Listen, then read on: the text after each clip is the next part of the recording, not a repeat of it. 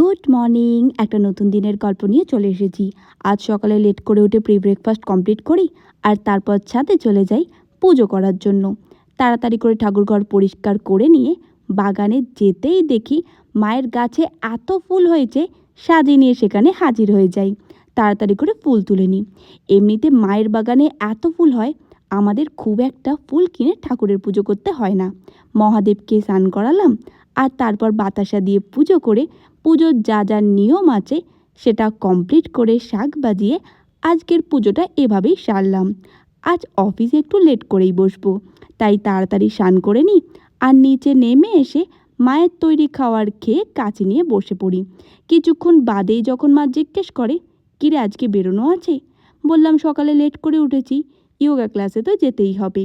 কিছুক্ষণ বাদে সন্ধেবেলায় বেরিয়ে পড়ি যোগা ক্লাসের জন্য।